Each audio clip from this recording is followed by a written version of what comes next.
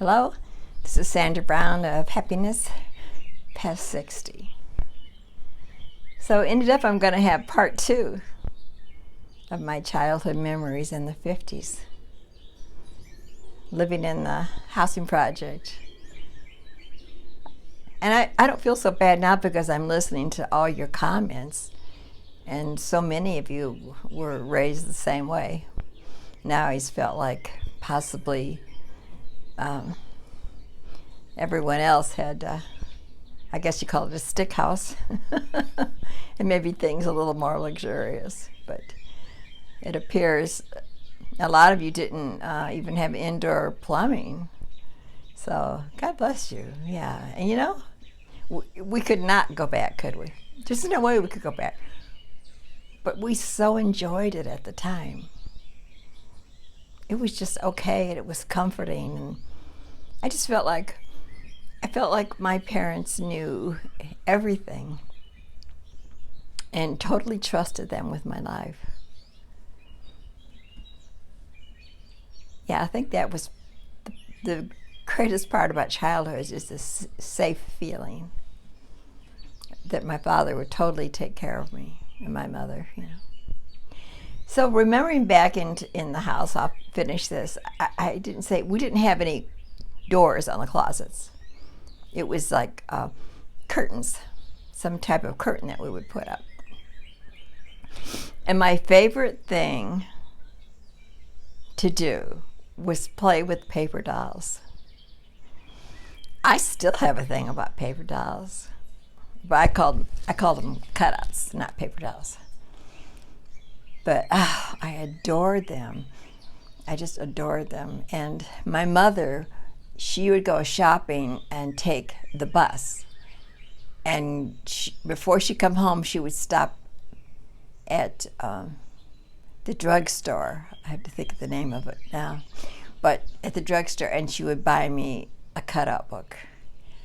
I can't tell you how thrilled I would be with that. So I just couldn't wait till she came home to see if she got me a cutout book. And I remember one day she came home and she had one cutout book. But she said, "Oh, shoot. I left one of those cutout books on the bus."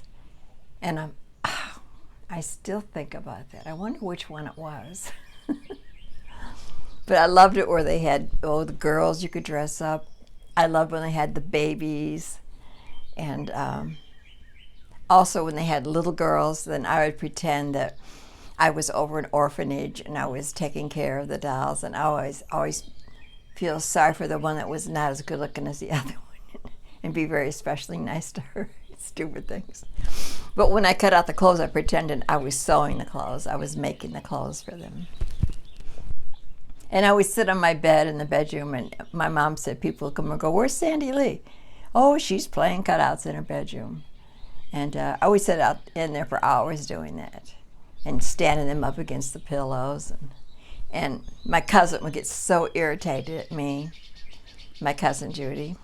No, Judy's still living or where she's at anymore. If you are, hi, Judy.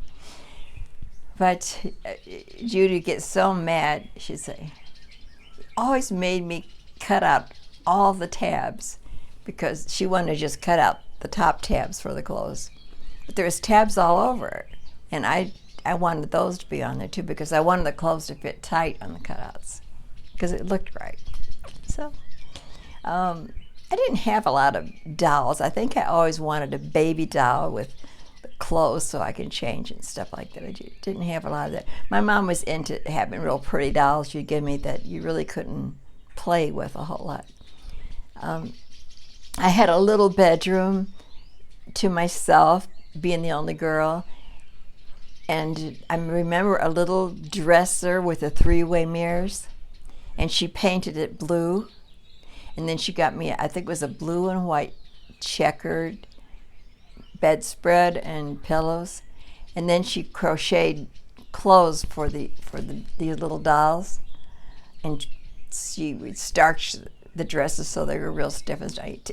Tell me if you remember that, if you had that, if your mother crocheted those for you. I mean, she really put a lot of work in them. Some had big hats with the umbrellas and all kinds of stuff. It was really nice. Of course, I was not allowed to play with him. I wanted the dolls I could give a bath and change her clothes. That's what I really liked.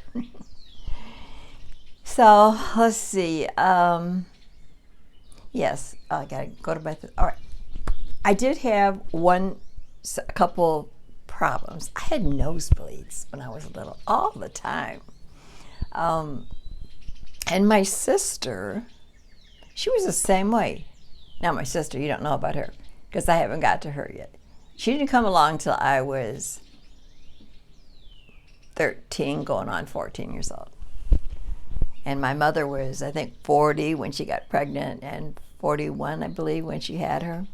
You can correct me on that, Debbie, something like that.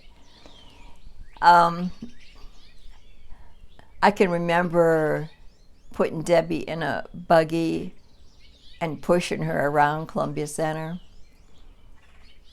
And my girlfriend, she had a little sister too. And so we both would push our little sisters around Columbia Center and stuff. But we didn't live there long. Debbie has no remembrance, of course, about Columbia Center. And we moved while she was still a baby, because I know she still slept in a crib when we moved. More on that later, what happened. I used to have, what's affected these nosebleeds, I had to carry some kind of drops that I didn't think worked at all to school with me or anywhere I went. And I could just be, if it was something with the heat, in the summer particularly, if I was just reading like a comic book or something and had my head down and it was warm, my nose would start bleeding. And I had some that were really bad that they probably should have took me to the hospital. And they wanted to, but then it started making me cry because I thought you die if you go to the hospital. And I began throwing up blood and everything. It was bad. But they did all kind of crazy stuff, like a piece of brown paper bag and they put it on the roof of your mouth. That's supposed to stop it. What was the other one? Oh, a cold knife on your back. And none of them worked. Now I found out, you just pinch your nose. Who was it? Oh yeah, you pinch your nose. They didn't know that then. But I outgrew it. My sister, hers got so bad she had to end up getting her nose cauterized. But we both outgrew it, and I don't think any of my grandchildren inherited that, thank goodness. Sore throats, swelled tonsils, large adenoids, I had that. I dealt with that. I missed a lot of school because of it. Let's see, back to our house. We had one little bathroom for all of us. I don't remember it ever being any problem. One tiny little sink. The bathtub that we filled with the hot water from the stove, it was a little nothing, but there was a window in the bathroom. I remember that above the bathtub. When I went to school, we wore dresses to school, never pants. But now in the winter, because I used to get colds all the time, bronchitis and stuff, so my mother was always afraid of me getting sick. And that there was a child before me, a little boy, and he passed away at 5 months old, and with pneumonia. And so she always had this fear of me getting cold and getting a cold and getting sick and dying, I suppose. And so when I went to school, under my dress, I had to wear what we called leggings. Oh, was it leggings? Yeah, they were like snow pants almost. Jeez, I hated that. I was so glad when I finally got warm enough I could take those things off and just wear a dress.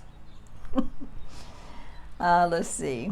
Oh, and I had a dog named Brownie. Now, I had Brownie from years back. And she was part dachshund. Just a mutt. Good dog, though. And she was just a big part of my childhood, and she's in some of the pictures that I'll be showing later on. I had I'm trying to find the picture. I had it recently, a tricycle. I don't know where my father ever got this, but it had a sidecar. And I used to put my dog in the sidecar, Brownie in the sidecar, and ride around Columbia Center on this tricycle. And then one day, for some reason, Dad, who was not mechanically inclined. I don't know why he did this, but he lowered the bicycle so it was like a, what do they call those bicycles they used to ride, those plastic ones that were real low? It was real low like that. And then when I got tired of that, he'd put it back to normal. My mom, she loved bingo. To the day she died, Mom loved bingo. No matter how sick Mom was, she could be laying around sick all the day, laying on the sofa. But 6 o'clock came, and my grandmother, who lived with us after, not in Columbia Center, but later, she used to call it the 6 o'clock miracle. Mom would go to bingo. She loved anything to do with a little gambling, you know.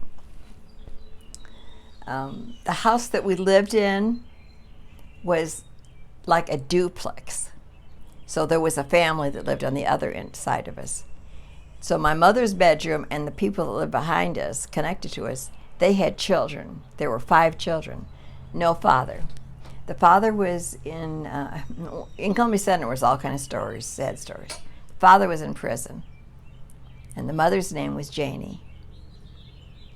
She had 3 girls and 2 boys. And I played with all the kids. I enjoyed them. But they made a lot of noise in that bedroom, as young kids will in the morning. And they were in that bedroom, and they were laughing and cutting up and hitting on the wall and stuff. And my mom was wanting to sleep, and she would reach down and get her high heel and start banging on the wall. You kids, shut up in there. So I think the duplexes they have now have a bit of a sound barrier, but they didn't then. Party line phone. We had a party line phone, they called it. So when you picked up the phone, there were maybe 5 other families that would be on your same line. And so you couldn't just call somebody when you felt like it. You had to pick it up and see if somebody was on there. Well, when you picked it up, you hear somebody else's conversations. And a lot of people would pick it up and see that you're on there, and they keep listening. And so we hated that. So you're always listening to see if someone else is, you hear noises, a little bit of noise or breathing. And kids particularly love to listen. And I remember my mom picking up going, you kids get off of that line. Or you've been on that line long enough. I need to make a phone call.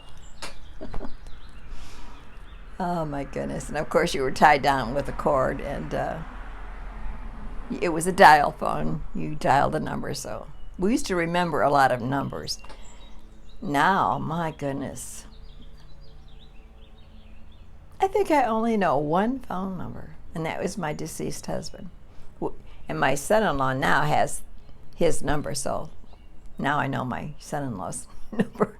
That's it. It's terrible. Okay, let's see. What did I say? Okay, across the street, right across the street was a little candy store. Very small little store. And it was such a big treat to get. We would ask our mother, all the kids would go, let's go home and ask our mother for some money to go to the store. Well, actually I think our family is probably the richest people in Columbia Center housing project. And so that's probably why I never felt poor. I always felt like we had money, because instead of getting a nickel or a dime, many times my mom would give me a quarter, which was a lot then. You could buy a lot of candy to rot your teeth. I had a lot of cavities and stuff later. But and they also had a few groceries in there a little bit. And sometime when I go to school, which was directly across the street, you would come home for lunch, and Mom would be ironing, and then she'd give me, it seemed like it was just a quarter then, and I'd go over to that little store and buy a jar of hot tamales. I loved hot tamales, and she'd heat them up for me on the stove, and I'd eat them, go back to school. It seemed like I did that a lot. Oh, let's see. Plain house. I'm watching the time now. I don't want to get long. When it gets around 20 minutes, I'm going to quit. Plain house was the big thing with the kids in the neighborhood. And that's what we call it. Oh, you want to play house? And then we'd all go home and ask our mother if we could use a blanket. And then we would take the blankets and we put them over the clotheslines, which everyone had. And then we'd take the wooden clothespins and push them into the ground, into the grass, and make tents. And if we'd all have a blanket, we could make them where they extended. They were long, and we had additions on them. And then we'd bring another blanket in on the grass. And then we decide who's going to be the mother, the father, and the baby. Most of us wanted to be the mother, so we could be bossy. And then, of course, we had to eat. So we would go, let's go home and ask your mom if you could have something to play house. And we'd bring maybe crackers, Kool-Aid. Oh my gosh, we drank a lot of Kool-Aid. That was the drink of the day. The water had a lot of chlorine in it. I don't remember my mother ever drinking, or anybody in my family drinking water. That's probably why I have a problem with it now. I think it's because of chlorine in ham, and there was a lot. But, so we have Kool-Aid with all that sugar. Oh my gosh. But we spent hours playing house, and we adored that. All right, I'm probably gonna stop with this one more story, and then I'll have to go into part 3, I think. Now, I gotta ask you this, because Mr. Bill, I asked him about his childhood in Illinois if this was the case, and he said no. But if your friends wanted you to come out and play, they would all maybe say there was Sandy and Anna Mae and Patty. And that was their names. There was Carl. I'm talking about the people behind me, the family. Carly was the oldest one. He was kind of a boyfriend of mine a little bit, as much as a boyfriend can be. There was Carly, and then there was, and he was from a previous marriage of Jane's. But the rest, I think the kids were all from her husband, Bill, who was in prison. I don't know what for, but. And then there was Sandy, as like my name, but they called me Sandra to keep us apart. She was Sandy and I was Sandra. And then her sister, Anna Mae, and I'm going to have a photo at the end. And then there was a younger sister, Patty. She was really cute. And then there was Eddie. I should tell stories about Eddie if I got time to do Eddie. Oh. All right. Well, I'll go back to Eddie in when I do the third part, okay? It's funny. But now, let's say the kids wanted to come to your house and they wanted you to come out and play. They didn't knock on the door. And of course, we didn't have doorbells. But they stood outside and they would yell. And they go, "Oh, Sandy, can you come out and play?" And then if I went to their house and there were 3 of them, I'd go, "Oh, Well, they say Sandra for me. I'd go, "Oh, Sandra, Anna Mae, and Patty, can you come out and play?" But we all did that. We would yell their names, and if I just wanted to play with Sandy, I'd just say, "Oh, Sandy." And and we would yell it real loud, and the parents didn't seem to mind. They just didn't want you knocking on the door, I think. And it worked. Now, was that just where I lived? Or do any of you remember doing something like that? I'm going to quit on this because we're getting a little short on time. And I have more to share. I guess I'll make it a part 3.